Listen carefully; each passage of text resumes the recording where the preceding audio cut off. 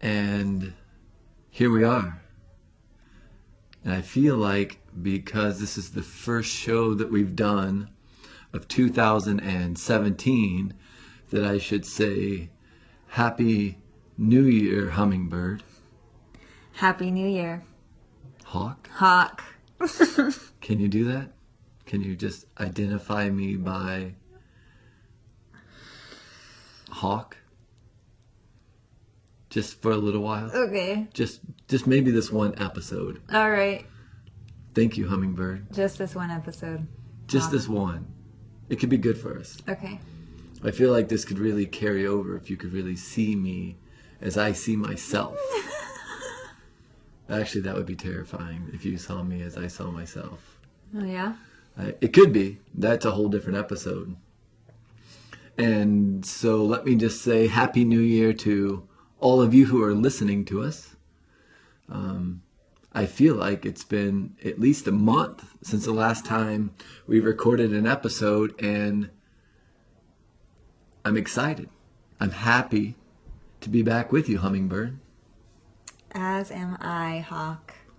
See, it feels good, right? It does. It does. Not really. It actually feels really weird. It makes me feel weird inside. But because this is our first show of the new year, we thought it would be fun today to get curious about goals. Yeah. And not in a way of let us take you through our coaching strategy of how to set a goal. I think there's probably at least 1,000 books you could go to the library and check out. Notice I didn't say go to Barnes & Noble and buy. I said go to the library and check out about how to do goal setting. I think what we wanted to do today, at least what I understood in our pre-podcast meeting, was we wanted to kind of explore the difference between having goals or objectives and having a lifestyle. And what does that really mean? What is the difference? Yeah, like kind of the difference between creating a positive change versus setting and achieving a goal. So I think maybe me being me and being a lover of words, I'm curious about this word goal. And what does it really mean? What does goal really mean?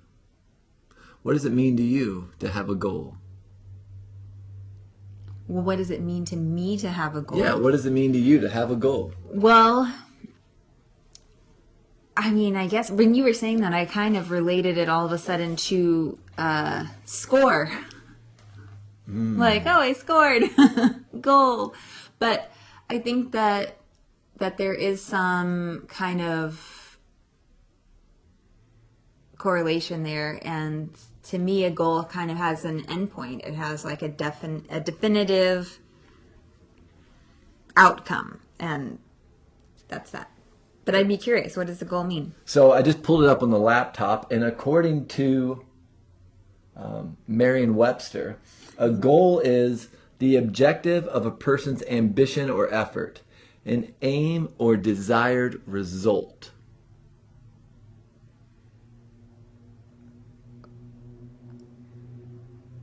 So there you have it. That's the official. The objective of a person's ambition or effort, an aim or desired result. Yeah.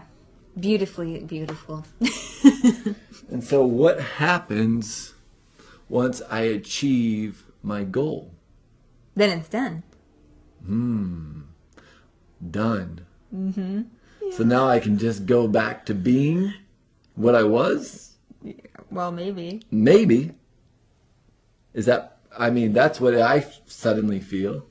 Right. I mean, every experience, I think, does have an impact on our total beingness, right? So could you go back? I don't know. But you could definitely quit habits. So if I can quit it that easily, I'm curious, was it a habit? Oh, yeah. Because I've had some habits and some conditioning and some perpetual patterning that I've had to overcome, that I'm still consciously working on overcoming. And those feel like habits to me. Those deep-rooted ways of existing that in some way, in every way, kept me alive or helped me to meet my emotional, physical, nutritional, financial needs, but maybe no longer serve me, so I'm attempting to change them. Those feel like habits to me. Whereas if I say I'm going to do 90 days of clean eating and get on this awesome green juice blast and lose, 20 pounds, hypothetically, this is all hypothetical, and then I do it, and then I'm done? Did I really form a habit? Well, I mean, I guess that comes back to the intention. Did you set a goal, or did you set an intention to change something about your life? I Because, like that. it's like, yeah, you did your 90 days, you achieved your goal. Cool. Good job. I feel like that was my, I don't want to say issue. That was my struggle, or has been my struggle, with the idea of like doing something only for a set period of time. If I had if I had 100-day goal of meditation, I tried twice last year to do 100-day meditations, and as soon as I would miss a day, I was like, oh, okay, well, I gotta start my whole 100-day over. Now, that doesn't mean that I didn't benefit from, the 30 or the 90 days that I just did. But because I had this kind of, oh, well, I need to do 100 days in a row, then I felt like, well, I just totally didn't meet my goal, so I have to start over again. Well, I'll start over tomorrow, or then the next day, I'll start over again tomorrow, I'll start again tomorrow, I'll start again tomorrow. And then I finally just decided, you know what, it's my intention to meditate every day. And so maybe what I heard you saying was, by setting a goal to meditate for 100 days, and then somewhere in there missing a day, you went into potentially what I heard you saying was a place of self-criticism, a place of judging yourself. Is that true? Yeah.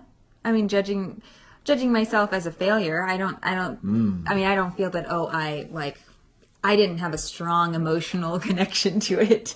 But I was, in a sense, saying, oh, well, I didn't meet my goal, I failed, so I have to start over. Instead of recognizing, wow, I just did 90 days, and who cares if I just missed one day? Like, just keep going. But because I had this idea that, oh, it's 100 days straight, then I didn't keep going. It took me, another couple weeks to get back into it. And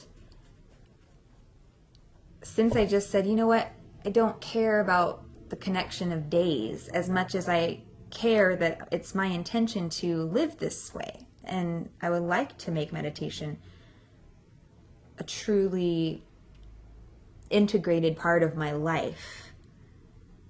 So if I miss one day, then great. If I wake up one morning, oh man, I totally didn't meditate yesterday, I would meditate right now.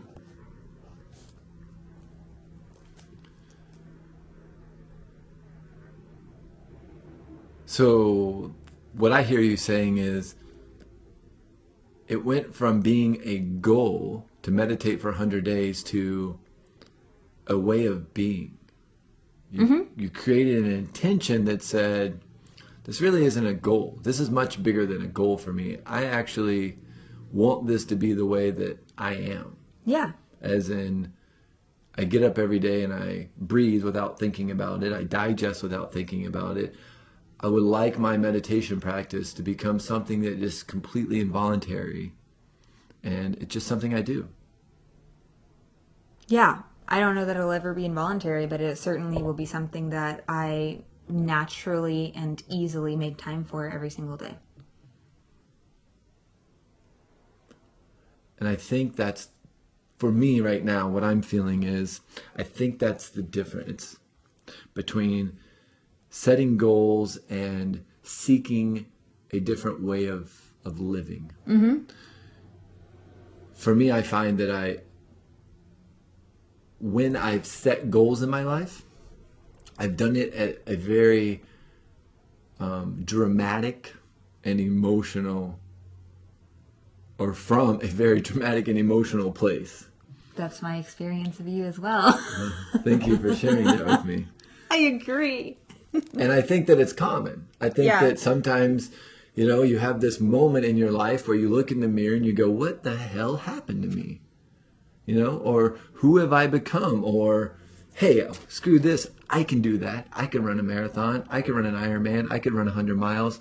I can lose 60 pounds. I can do 100 days of hot yoga in a row. I can do 400 pull-ups and 1,000 kettlebell swings every day. And so you become overly emotional, at least for me. And then the next thing you know, you don't do it. Maybe 1 week or 2 weeks or 90 days, as you said, you fall in. You go, oh, I didn't do it. And suddenly you realize, like, oh, because I don't really care about it. Mm-hmm. There's no longer like this emotional connection to it. And so a lot of those things fade away really quickly. But what I've noticed, and I think the best example I have in my life right now, is food. I never set any goals around food. But yet, if we were to compare how I eat today, January 18th, to how I ate the day that you and I met. I mean, the morning after you and I had went on our first date, I ate 2 breakfast burritos from Pollos Maria and drank a venti Americano from Starbucks and 32 ounces of Gatorade. And if I did that now, it probably would just pass through my system and I would just shit my pants. I don't think my body could even handle those toxins now. I don't think I have the capacity to even consume all that in one sitting now. But yet, I never set out and said, my goal is X in regards to food. It was just an education process. In the beginning, it was kind of education through fear, I believe. Right? We started watching a lot of documentaries, and I think a lot of food documentaries scare the shit out of you, and they show you the GMOs if you've ever sat down and watched Earthlings, then you are one of the strongest people I've ever met. Because I listened to it 3 or 4 times before I could even view it. I never made it to the end because it's just painful to watch. The way that we can be sometimes. And but watching, was it Food Roulette?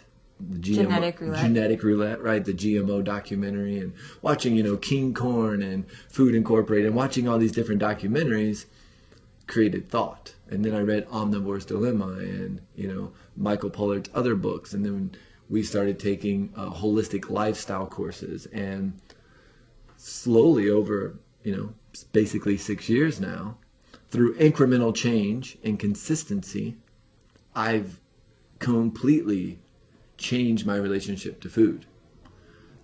But yet, there was never a goal in place. I never said, I'm going to achieve X and I will have, quote unquote, made it when it comes to food. Now, there were some micro goals that I, going through my brain right now, I see like there was a period where we did like, oh, let's not do sugar for 60 days. And then there was another period where we went on the 100 days of the antifungal diet. And I think all of those things brought a new level of awareness, but none of them really were set. They all had a very specific intention behind them.